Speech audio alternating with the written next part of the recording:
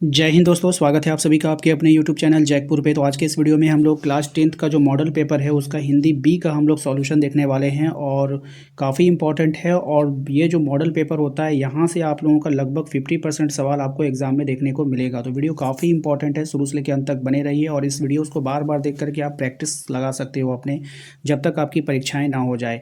ठीक है, तो चलिए शुरू करते हैं। सबसे पहले आप लोगों को, चाहे आप हिंदी ए वाले स्टूडेंट चाहे बी वाले हो, तो यहाँ पे आपको जो पैसेज मिलता है सबसे पहले ऊपर में, तो आप इसको ध्यानपूर्वक पढ़ लीजिएगा। बहुत बार ऐसा देखा गया है कि मॉडल क्वेश्चन पेपर का जो पैसेज होता है उसको सेम टू सेम वहाँ पे छाप दिया जाता है। ठीक है, आइए अब यहाँ पे पहला सवाल है कि गद्यांश के अनुसार ताजमहल कहाँ स्थित है। अब इस गद्यांश के अनुसार ताजमहल तो अगर कहाँ है तो भाई आगरा में है। ठीक है, तो ये बात आप लोगों को समझ में आ रही होगी। दूसरा देखिए, यहाँ पर कहा गया है कि कश्मीर को किस नाम से जाना जाता है। तो धरती का स्वर्ग, कश्मीर को किस नाम से जानते हैं?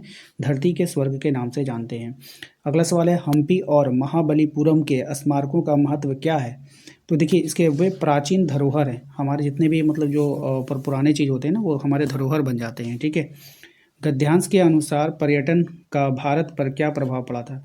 पर्यटन का भारत पर क्या होता है? अर्थव्यवस्था को मजबूती मिलती है और देश की छवि उभरता है। मतलब जो लोग बाहर से आते हैं यहाँ पर तो वो पैसे देते हैं ना, टिकट खरीदते हैं, पैसे देते हैं, ताजमहल घूमते फिरते हैं। तो एक तो हमारे भारत को इनकम होती है, जिसको हम लोग बोलते हैं कि अर्थव्यवस्था अच्छी होगी। दूसरी, भारत की छवि को उभरता है, यानी कि भारत की पहचान बनती है विश्व स्तर पर। ठीक है, आइए फिर उसके बाद आपको इसको पढ़ना है, पढ़ने के बाद ध्यानपूर्वक आंसर करना है। अब यहाँ पे देखिए, आपसे कह रहा है कि पद्यांश में किस स्थान को अनमोल उपहार कहा गया है। तो कौन से स्थान को कहा गया? पर्वत और नदियों को। ऑप्शन नंबर ए हो जाएगा। अगले सवाल पे आते हैं। अगला सवाल है, पद्यांश में झीलों का जल कैसा बताया गया है। तो झीलों का जल जो बताया गया है वो निर्मल और चमचमाता हुआ बताया गया है। नेक्स्ट है आपका, पंछियाँ और फूलों के माध्यम से क्या संदेश दिया गया है। तो पंछियों और फूलों के माध्यम से जो संदेश दिया गया है, प्रकृति की सुंदरता का अनुभव करें, ये संदेश आपको दिया गया है।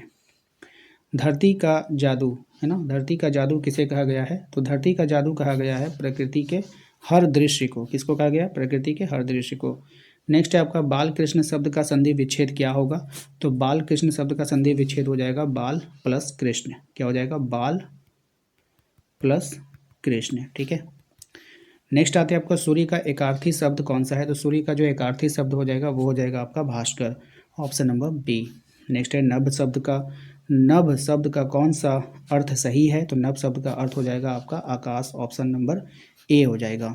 नेक्स्ट है आपका, पुस्तकालय शब्द में प्रयुक्त प्रत्यय कौन सा है। देखिए, प्रत्यय उपसर्ग होता है, एक प्रत्यय होता है। प्रत्यय लास्ट में लगता है, तो पुस्तकालय लास्ट में जो आलय लगा हुआ है, आकार लोयो आलय, यही इसका है। ठीक है, तो ऑप्शन नंबर ए इसका राइट आंसर हो जाएगा। असत्य शब्द में प्रयुक्त उपसर्ग आपको पहचानना है। देखिए, सत्य अलग चीज़ है लेकिन अ उसमें जुटा हुआ है। ठीक है, तब ना असत्य बना।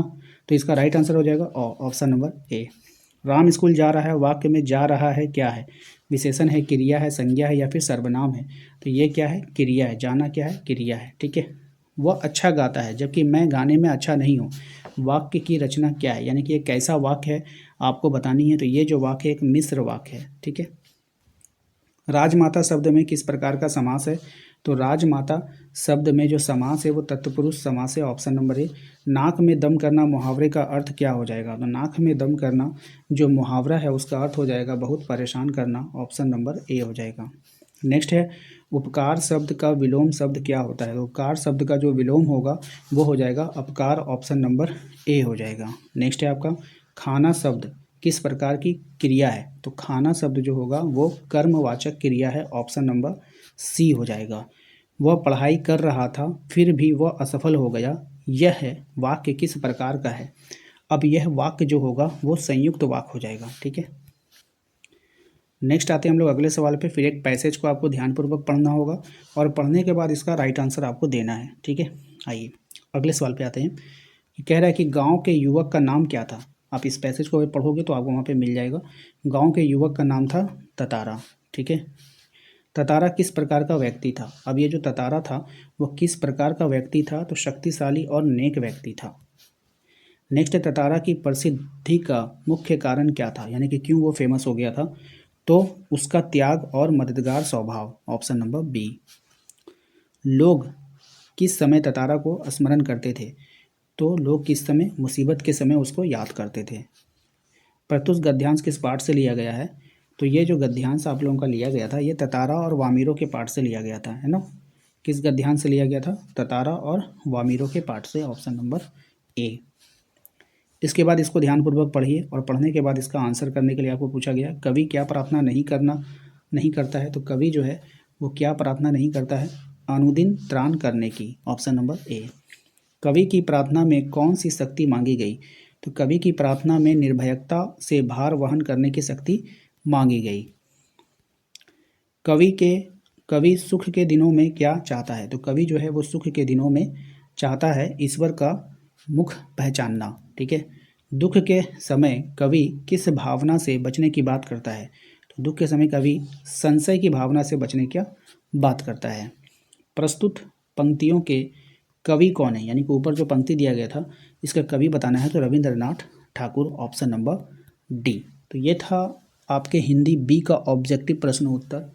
यदि आपका हिंदी बी है और आपने उर्दू भी लिया है तो आप हमारे डिस्क्रिप्शन में जाइए, वहाँ पर मैंने लिंक डाल रखा है, आप लोग उसको ज़रूर ज्वाइन कर लीजिएगा, जिससे आपकी परीक्षा की तैयारी अच्छे से हो पाएगी।